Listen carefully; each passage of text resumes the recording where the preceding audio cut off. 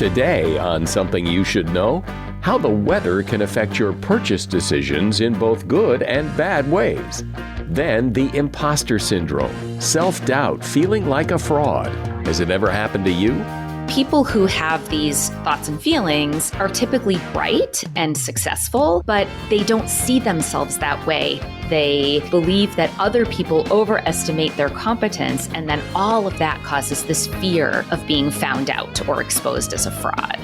Also, is it possible to literally be scared to death? And some simple strategies to a great relationship. I think we all grow up on this steady diet of fairy tales that love is like the grand declaration or the sweeping gesture. But what the research shows us is that love is the little things that couples do that say we matter and the stuff we don't say. All this today on Something You Should Know. Something you should know. Fascinating intel, the world's top experts, and practical advice you can use in your life. Today, Something You Should Know with Mike Carruthers. Hello, welcome to Something You Should Know. We've talked several times on this podcast and had guests on talking about how and why we make purchases of things. But something that almost never comes up in the discussion is the weather. But if you're planning to buy something big like a car or a house, the weather matters. It can actually have an impact on your decision. The phenomenon is known as projection bias, and it can influence purchases that you might regret later. For example, a convertible car may look a lot more appealing on a warm, sunny day than the one you should be considering for good gas mileage and other practical reasons. You might fall in love with that house with a fireplace on a gray or chilly day and completely miss the one down the street that has a pool and central air conditioning. It may not be as much fun, but experts say the best days to go house or car shopping are not bright and sunny days. We're much more likely to take safety and security features into mind on rainy days and less likely to splurge on unnecessary features. And that is something you should know. I'm sure you and just about everyone else has felt that feeling of self-doubt, particularly when you try something new or you're in a new situation or environment. Typically, though, those feelings of self-doubt tend to fade away after you start to get more comfortable and competent in what you're doing. But then there's something called the imposter syndrome, where you feel like an imposter, that if people really knew how incompetent you were, they'd never let you do what you're doing. You don't feel qualified. You feel out of your league, even though you are qualified and you're not out of your league. That's the imposter syndrome, and it is an experience a lot of people have. And usually when you hear discussions about the imposter syndrome, the discussion is like, how do you not feel that way? But what if feeling that way is actually a good thing? What if feeling like an imposter will actually propel you forward? Here to talk about this is Dr. Jill Stoddard. She is a mental health care provider and author of a couple of books. Her latest one is called Imposter No More: Overcome Self-Doubt and Imposterism to Cultivate a Successful Career. Hi, Jill. Welcome to Something You Should Know. Hi, Mike. Thank you so much for having me. So as somebody who studies this, how do you define the imposter syndrome? It's a general feeling of inadequacy or phoniness that exists and persists despite evidence to the contrary. So in other words, people who have these thoughts and feelings are typically bright and successful, but they don't see themselves that way despite having many accomplishments. So they question their legitimacy. They question whether they truly belong if they're part of an elite group. They believe that other people overestimate their competence, and then all of that causes this fear of being found out or exposed as a fraud. And if you're never found out, if you just keep that doubt inside, what harm can it do? I think the answer to that is twofold. I see this play out in two actually completely opposite ways. So one is the way I think we would more obviously think of, which is if I doubt my competence, then I might hold myself back. I might not go for the promotion. I might not write the book or apply for the TED Talk, these big things that seem way out of my realm. And so the cost is missed opportunities. I think the other side of it, though, is that we jump on this ladder or this hamster wheel, whatever metaphor you like, of achievement of if I just do this one more thing, this one more thing, this one more thing, then I'll finally feel legitimate. Like we try to outrun it because it's painful and uncomfortable. And then, of course, the cost of that is burnout and potentially taking you away from other things that matter to you. If you become a workaholic and you're missing out on time with family or recreation or your health is suffering. Is it typically in professional settings, or do people feel this in all kinds of situations? I think it's typically talked about in professional settings, and that's where people are the most aware of it. But it can absolutely play out really in any context, especially a context that matters to you. So, for example, if you're a stay-at-home dad, where most people that are staying home with their children are women and mothers, you may feel like an imposter. I know I feel it as a mom when I look at sort of what I call like the Pinterest moms, like the moms that make the amazing birthday cakes and throw the amazing parties when I'm buying the plastic box of cookies from the grocery store, So I think it can really play out in any number of contexts, but most typically we see it show up in professional settings. What is it that you think goes through people's minds that starts that thought process of, I feel like an imposter? I think this is showing up whenever you ask yourself kind of the who do I think I am question. That sense of, I don't belong here. What are they thinking, putting me in charge? Any minute they're going to find out I don't really know what I'm doing and I'm going to blow this whole thing up and then it's over. As opposed to thinking, wow, look at me. These people have enough confidence and faith in me to pull this off. Mm-hmm. Why am I not feeling that? Why am I feeling like a fraud? Well, this is unfortunately just how brains work. And we can tie this back to evolution. Early humans who hunted and gathered and traveled together had a survival advantage. And if you got kicked out of your tribe, it was literally a life and death situation. And so checking your status, do I measure up? Do I add value? I hope they don't figure out that I'm not as good as I need to be or as good as they think that I am, because if they kick me out, I'm dead. And of course, in modern times, we're not worrying about the prehistoric killer kangaroo that might murder us on the savannah. But we do know research has shown very strongly that the most robust predictor of our overall physical and mental health and well-being is the presence of quality relationships. So even today, if our bonds are threatened, and if you think about this imposter experience, really a lot of it is boiling down to what other people will learn about me. So if our bonds, our connections are threatened, this is a deeply rooted concern that does have real implications for our health and well-being even today. As I think about all the times I have felt that feeling to various degrees, it's always gone away. And it's almost as if maybe it serves a purpose, because when you feel like a fraud, you're extra conscientious not to blow it. And maybe you need to be to get to that point where you don't feel like a fraud anymore. So I think it can motivate people in certain ways. Adam Grant, the very well-known organizational psychologist, talks about these imposter feelings can motivate us to work harder, like you're saying, because we feel like we have something to prove. What I think is the most important is whatever it is we're choosing to do when these thoughts and feelings show up, that those choices are not based on avoiding feeling like a fraud, but they're kind of an away move from something we don't want to feel, but more that we're making conscious decisions to move toward the things that matter to us.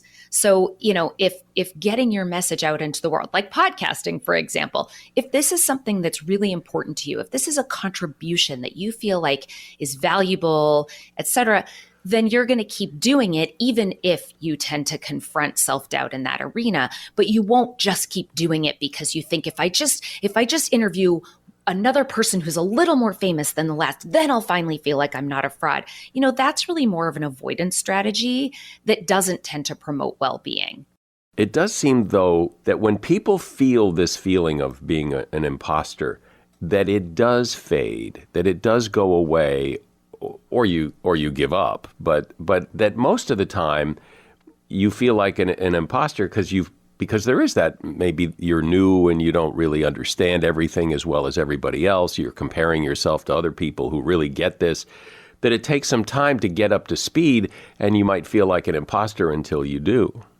The answer to that is pretty nuanced, I think. So yes, I agree with you, but the only way that it's going to fade is if you continue to keep doing exactly the same thing that you're doing. And so there is research that shows that these imposter thoughts and feelings are actually correlated with success. So the more successful you get, positively correlated. So the more successful you get, the more you tend to feel like an imposter. And we think the reason for that is the higher you climb, the more you're expected to know.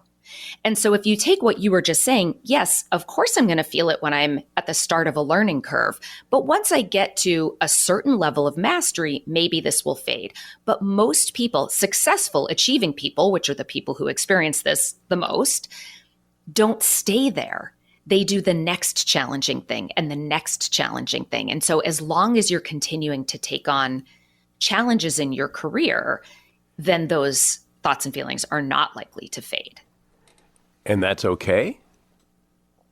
I think it's absolutely okay. If you look at it as a sign, both that you're challenging yourself, you're learning, but more importantly, we believe that pain is a sign that we should avoid, right? You put your hand on a hot stove, you do want to take your hand away to avoid a dangerous burn, but we don't want to apply that mentality to all of our emotional pain, because our emotions are often a bright red neon arrow pointing out what we care about. Because if you didn't care, you wouldn't worry, right? Like when you think about what keeps you up at 2 a.m. when the wheels are spinning, we're not sitting there worrying about the fact that Ted Lasso is not coming back for season 4, even if it was our most favorite show ever. We're worrying about our family and our performance at work and our relationships. We hurt where we care, is what Stephen Hayes, who's the founder of the type of therapy I do, is called acceptance and commitment therapy. And he says, we hurt where we care. And I think that is so profound, because if we take anxiety, self-doubt, uncertainty, imposter thoughts and feelings and go, oh, this must mean I don't belong here, therefore I should quit or move away, then we're likely moving away from something that deeply matters to us. And instead, those thoughts and feelings are very likely a sign that we're exactly where we're meant to be. We're talking about self-doubt and the imposter syndrome. My guest is Dr. Jill Stoddard. She is a mental health care provider and author of the book Imposter No More: Overcome Self-Doubt and Imposterism to Cultivate a Successful Career. So, Jill, when I started this podcast, I felt this feeling, but rightfully so. I had no idea what I was doing. Mm-hmm. And so it wasn't, I was feeling fraudulently like an imposter. I really was. Yeah. I really didn't know what I was doing. Now I think I do, based on the success of this podcast. But sometimes you really don't know what you're doing, and you are a fraud, and you're maybe faking it till you make it. Yeah, that certainly can happen. Again, especially if we're at the beginning of a learning curve. But I think we start to gain knowledge and skills and expertise, but don't always give ourselves credit for that. We still believe we're friends. I had a friend and colleague of mine who I was interviewing who said, yeah, but what if you don't just feel like a fraud? What if you really are? And I burst out laughing because this woman is a CEO of a large healthcare company. And she has worked her way up over the last 2 decades, 3 decades, really, and absolutely belongs there. But she still, she works with a lot of PhD level people. And she, I don't think she even got her master's. I think she just has a bachelor's degree. But if you look at her CV, she very clearly has earned her way and is very competent. But even she was saying, but what if I really am still a fraud? What if I really am faking it and I haven't yet made it? So our brains just are not very good at discerning those things in an accurate way. when I've heard this topic talked about before, it's always about like how to get rid of that feeling. But you're saying, no, don't get rid of it. That it's a sign things could be going your way. Yes, and I'm so glad you say that because that, if you Google, if you look up articles, if you look up every book that's ever been written, it's all about, building confidence and thinking positively. And if people are able to do that, that's perfectly fine. But most of us have tried and tried and tried and failed because our brains don't work this way, because we want to continue to challenge ourselves, because we're evolutionarily designed in this way. And so then now we're trying to get more confident, waiting to take on challenges until we feel more confident, failing at building confidence, and then feeling even more terrible than where we started. And I just don't think that's the best way forward. I think the best way forward is to learn to change our relationship to these thoughts and feelings so that we can be aware of them and observe them, but also not let them be in charge of the decisions that we're making, but to really let what matters to us, our values, who we want to be, how we want to show up in the world, what kind of life we want, to let that be what really drives us. And then that means we're often going to have to do it scared. And that's okay. We can do things when we're feeling anxious and full of self-doubt because they're really just feelings. It isn't like you necessarily have these feelings or you don't. It seems to be a spectrum, like a scale, because sometimes I have felt like a real imposter, and other times I felt a little like an imposter. Like it's a sliding scale, right? Definitely. And I think it's context dependent. I think it depends on, as you were saying earlier, kind of where you are along the learning curve in whichever context you're part of. I interviewed one person for my book who had really significant imposterism, and his did fade over time. And he attributed that to being he was in a number of elite universities. He's a physician and, has a background at Stanford and at Harvard. And he had said that he felt like a fraud initially in these places, but ultimately was surrounded by like leaders who really sent the message, if you're here, you deserve to be here. And I think for some people, they can hear that and not take it in. And they would certainly say, well, yeah, everybody else deserves to be here, but they're going to find out any minute that I'm the one person who fooled them all and doesn't belong here. But for him, he was an example where he was able to take those messages in. And so that did fade for him over time. Now, it's certainly possible that it would pop up again if he were in a new situation where he felt, less expert, et cetera, as you've commented on before. So here's the thing, though. If as I said, everything I've ever heard about this is you need to get rid of these feelings. So you come along and say, no, they're okay, but they're really uncomfortable to live with. So how do you make peace with them and not lay in bed at night worrying about what a fraud you are if this is supposed to be an okay thing? If there were, I know in your podcast, you want to give like tips, the thing that you should know, right? To sort of live your life differently. And when I think about if there were one thing that I could teach human beings that I genuinely believe would dramatically change the trajectory of their life, it is very, very simple. It's not easy and it takes practice, but it's very simple. And it is getting comfortable being uncomfortable. Because if you think about everything we do or don't do, especially where we stay stuck, it's because we don't want to feel the discomfort, right? We avoid conflict or other difficult kinds of conversations. We don't go after big things. There's fear of rejection, humiliation, failure. And if we were willing to experience those feelings, there's like nothing that we couldn't do. And so, of course, easier said than done. But if you can learn, there are lots of different strategies for teaching people how to strengthen these willingness muscles. So, for example, if you want, we can even do a really quick one right now, Sure. Where if you and your listeners, if you just fold your hands or your arms the way that feels natural and comfortable, and just notice how it feels, and now switch it. So cross your arms the quote unquote wrong way, the funny feeling way, or switch your fingers so you're just one over from where you were. And now notice how that feels. And notice especially the urge to let go or the urge to put it back to the quote unquote right way. And can you breathe and make space and just let this experience that's here just be? It's uncomfortable, but it's not dangerous. It's temporary and you can handle it. We tell ourselves that we can't tolerate these things, but at the end of the day, it's just a feeling. Really, it's just a feeling, right?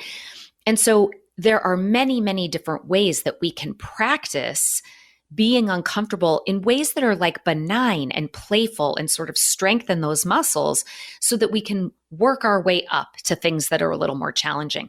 I like to have clients, in the summertime, go ride a roller coaster, or in session, we'll watch movie clips like jump scares on YouTube or the last 5 minutes of Marley and Me when they put the dog down, and practice letting ourselves experience whatever emotion happens to show up without doing anything to stuff it down or push it away or avoid it. And it's incredibly powerful. And we can all do that without ever going to therapy.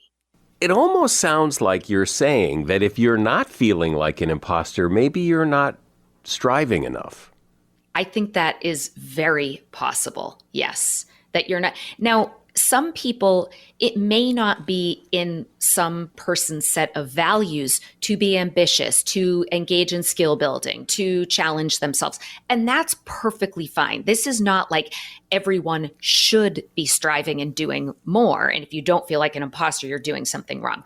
This is really individually based on your personal values. But if those are things that matter to you and you find that you're not feeling anxious or having any doubt or any imposterism, then that might be a sign that it's time to think about what's next. And if you're avoiding what's next to avoid those thoughts and feelings, then, certainly that's something to pay attention to. Well, this is really great because it's such a different message and it's very freeing because rather than fight it, embrace it and it's a problem that you don't need to solve. Yep, exactly. And I think that's probably the most common feedback I'm getting about this book is this is freeing and that it's different and that it feels freeing. Like, I can sort of exhale and let go of this burden that I've been carrying.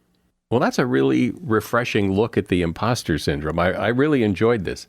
I've been speaking with Dr. Jill Stoddard. She's a mental health care provider. She's authored a couple of books, and one is called Imposter No More: Overcome Self-Doubt and Imposterism to Cultivate a Successful Career. And if you'd like to read it, there's a link to that book at Amazon in the show notes. Thank you for coming on and explaining all this, Jill. I appreciate it. Well, thank you so much for having me, Mike. This has been a really fun and interesting conversation. The road to true love can be a tricky road to travel. And today, a lot of people are traveling that road later in life, if at all. The whole landscape of love and romance and marriage seems to be changing. Here to discuss why this is happening and what is and isn't working in the quest to find love is Alexandra Solomon. She is a licensed clinical psychologist at the Family Institute, a clinical assistant professor in the Department of Psychology at Northwestern University, and she is author of a book called Love Every Day. Hi, Alexandra. Welcome. Hi, Mike. It's so great to be with you. So we hear that fewer people are getting married, that couples are having fewer children, that people are putting off marriage till later in life and maybe not at all. So what's going on in your view? You're right. There are fewer married people today than at other times in our history, and people are getting married later. And so the best outcome of this is I think that there's a lot more intentionality about relationships. In fact, Match.com collects data from the dating app users. And for the first time since they've been collecting data, a partner who's physically attractive didn't even make the top 5. The kinds of things that people are looking for in a partner have to do with emotional maturity, emotional availability, understanding themselves pretty well, a sense of humor. So there's a way in which if people are going to partner, they're going for the strength of connection, not just kind of checking a box off of a list and having somebody in their life. So the relationships that are being created have a kind of richness and depth, or at least the potential for that I know my grandparents certainly were not even imagining. But you mentioned that the dating apps have an impact on this, and I'm wondering if you see it that the way I see it, that it used to be that meeting somebody was a challenge. Now you can meet endless amounts of people and go out endless amounts of time, and some people are just fine with that, and the dating apps allow that to happen. Yeah, there definitely is an issue with quantity. That is, I certainly want people to feel like they've got a choice in the matter and they don't need to just, marry the first person who invites them out for a drink, certainly. But I think we really are at the other end of the spectrum now, which is a lot of kind of high availability, low accountability that sets people up to feel both kind of like a commodity, like they can sort of be taken or left, and sometimes to treat other people as if they're a commodity. So what I hear a lot, especially with the younger folks that I either teach or work with in therapy, is that they notice that they don't have a lot of capacity to tolerate disappointment or frustration or friction in a dynamic, that they very quickly will be like, well, I'll just go back to my app and find somebody who won't frustrate me. But anybody who's been with somebody for, any stretch of time knows that feeling frustrated is part of the equation. So I think that we do have a bit of a low threshold right now for frustration, for disappointment, for imperfection, frankly, that is worrisome and something I want people to be paying attention to within themselves. That is really interesting, because it's almost as if, as soon as somebody, it's like disposable people. It's like as soon as something goes wrong, instead of taking it back to the store and paying to have it fixed, you just throw it out and get a new one. Exactly. And listen, I don't want people to stay in situations where they feel like what is required of them is to bite their tongue and tolerate behavior that is disrespectful, that is dishonest. I'm certainly not talking about that. But humans are so incredibly human-y. We are not, none of us are necessarily easy to get along with at all times. And add to that the fact that when we fall in love, we are put face to face with old triggers, with all of our kind of unfinished business. And that comes from our prior relationships. And that certainly comes from the families that we grow up in. So falling in love, I always say it's like shaking a snow globe. So your stuff gets activated. And so the best a couple can do is be willing to look at the baggage that they each are bringing in. Everyone brings in baggage, and it is the brave among us who open up the baggage and look at, why is it that when you don't text me back for an hour, I feel abandoned? Why is it that when I, ask you to pass the orange juice, you sometimes feel like I'm criticizing you? And so now we can have a really interesting conversation about the landscape of our own interior. So in that way, falling in love with somebody is a very, very powerful opportunity to learn more about yourself, to heal some of the pain from the past, and to be an ally to somebody else's healing journey. Something I've noticed that causes trouble in any relationship, in friendships that are close, in romantic relationships, marriages, is that when you get to know somebody really well, you're not as careful about what you say. You don't always think before you speak, whereas you might do that when you're talking to someone at work, to your boss or whatever. And sometimes we say things that we shouldn't say in situations where maybe we would be better cooling off. And when we say things we shouldn't say, you can't unsay them, and that causes trouble. I spend a lot of time in couples therapy teaching people how to press pause. When we get triggered or activated or flooded, whatever you want to call it, like that feeling of urgency is so strong. It feels like, no, we can't end this conversation until you understand where I'm coming from, or until I say this thing, or until you get it. But it's that exact feeling of urgency and rush and insistence that is what gets us into trouble, because now we have not just the problem or the incident that started this conversation, but now we have the mess of all the things that we said when we weren't speaking from our best version of ourselves. And so one skill is learning how to pause. And I love when couples can step away and say, I love us too much to keep talking right now. or I don't want to say something I'm going to regret, or I'm going to go take a shower or a walk or a run. Like just noticing when your body has become upset and knowing that you cannot speak collaboratively, empathically, like a team when your body is upset. So stopping and stepping away. And then the other skill that we have to always have is the I'm sorry, right? Like love means being willing to say I'm sorry a lot, even after years of therapy, even after years of being together, saying I'm sorry. And the I'm sorry is, I'm sorry I didn't like how I said that. Clearly you didn't like how I said that, but I also don't like it. I'm not proud of when I get into that place and speak to you in that way. I don't like that version of myself. So I have compassion for that version of myself, but I don't stand by it. So I'm sorry that my words, hurt your feelings. I'm sorry that I spoke in a way that I'm not proud of and that didn't feel good to you. Yeah, I remember hearing, and I couldn't agree more, that, the advice of don't go to bed angry is about the stupidest advice I've ever heard. That maybe you should go to bed angry and try again tomorrow. I agree. More of the same in a situation like that is definitely not the doctor's orders. Pause, step away. If you've got anything to offer, an I love you, or we'll get through this, or, we can do it, whatever. But even if you can't offer anything like that, just pausing and stepping away. Because you're right. Sometimes sleep is the exact thing we need, because it's like, we need a break in the action to get some perspective. And when there's a break in the action, one of my favorite things, this comes from research from a colleague of mine at Northwestern, Dr. Eli Finkel.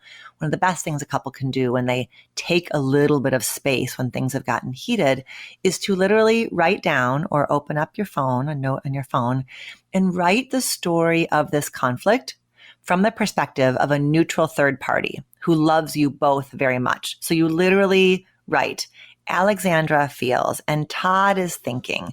Like writing the story from that third person perspective will help you kind of have that little more of a bird's eye view of what's going on. It will invite you to have some empathy for your partner's perspective and remember that they're actually a person that you like and not the person you're fighting against. And it kind of gives a different perspective. So that bonus point, but definitely go to sleep, bonus points for doing that little extra homework assignment.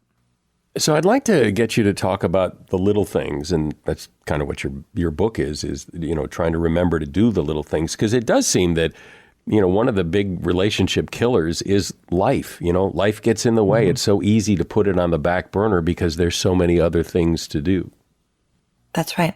I think, and especially, we're in I think there's sort of these like big global things that are really stressful, where there's a lot going on. And certainly when families are working with, multiple jobs and raising kids and the pressures of whatever it is, aging parents, there's always stuff. And I think that it is easy to put the relationship in the back seat when we know that that's actually the thing that is the heart of our well-being, is the quality of the relationships that we have, especially the relationship we have with our intimate partner. And so even if it's something as simple as, putting your phones down and going for a walk, or, just little rituals that couples have together, that morning coffee, having a date. And I'm a huge believer that dates don't have to be Saturday night dinner and a movie. A date could be brunch. A date could be going to play tennis. A date could be a hike, just those little deposits in the relationship bank account they don't have to be big sweeping gestures. I think we all grow up on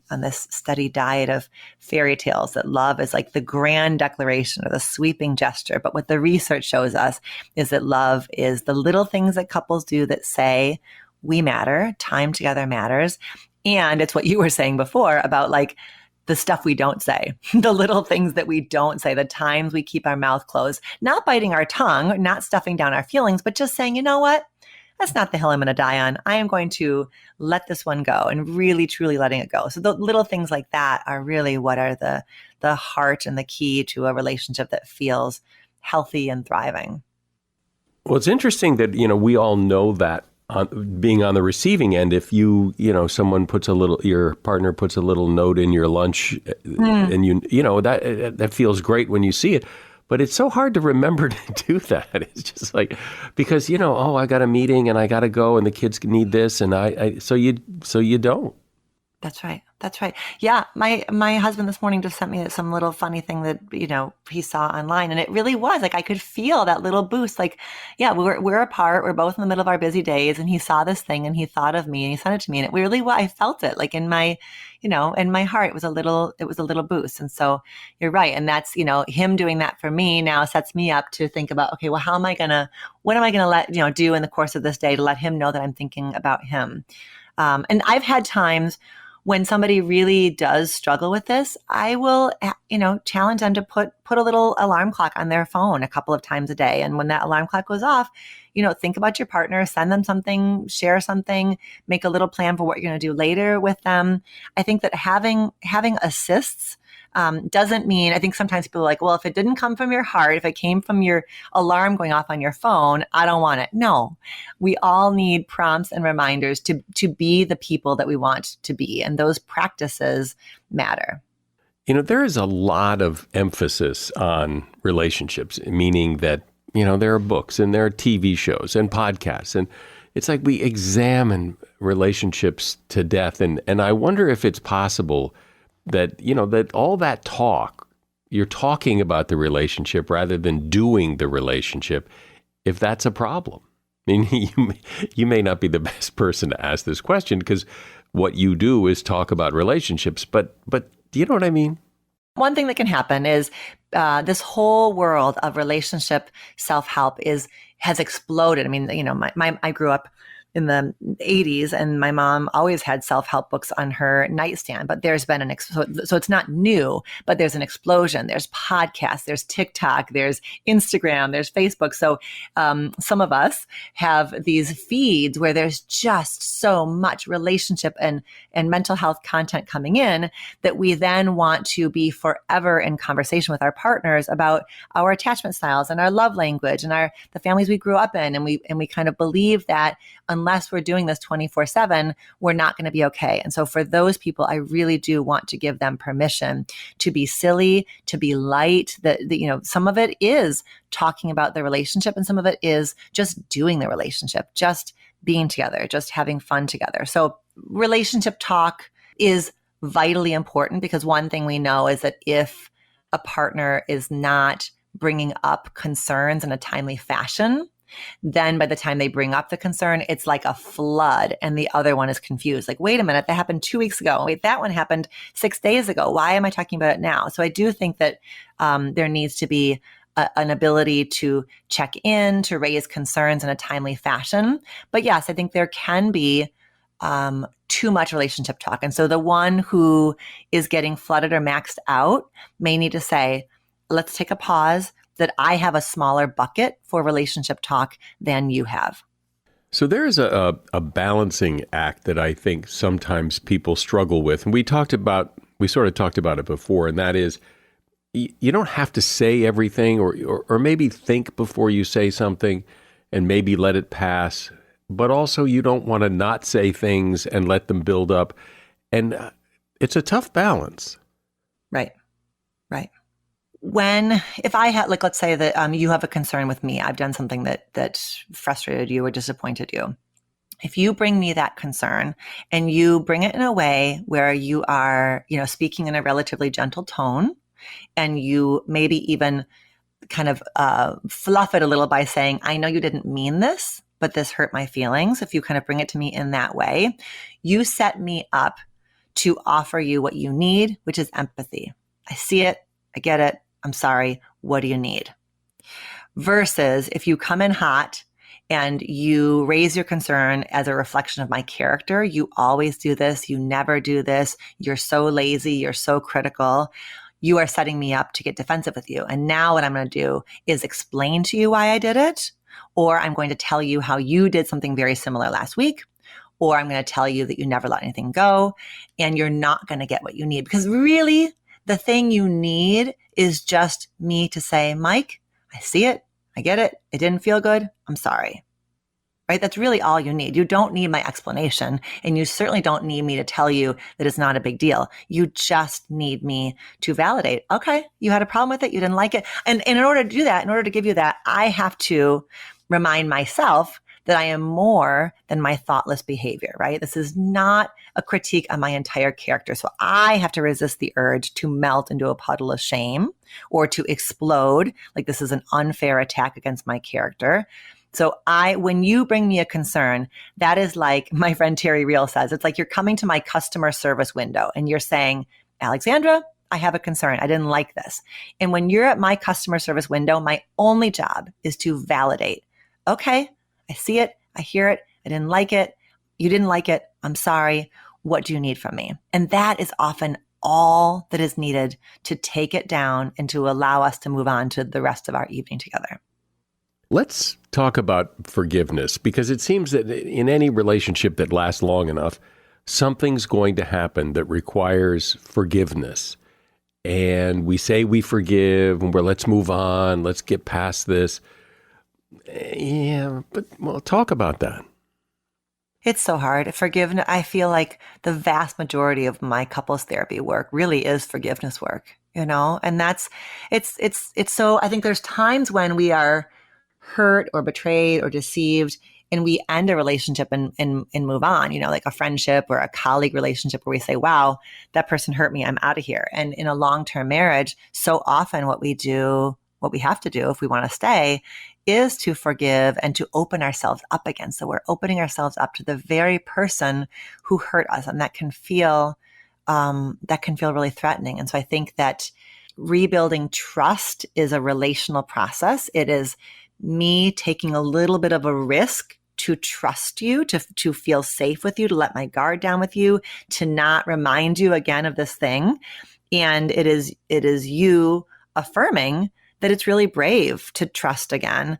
And that it is, right. So I love this definition of forgiveness that goes, forgiveness is a canceled debt, that we really could hold this debt against our partner. But research has shown that when we hold on to a grudge, it is bad for our own health. Like there's immune effects of holding a grudge, and there certainly are relational effects of holding a grudge. And so as a person makes the choice to put the past in the past, I really want them to feel proud of themselves, like proud of the courage that takes and proud of the risk that takes. And I want their partner to be able to express gratitude. Like, thank you for that. That isn't easy, right? Thank you for canceling that debt. Like, not that it can never come up again. I think we may need to talk about it from time to time, but it's really helpful when the other person acknowledges, I really appreciate you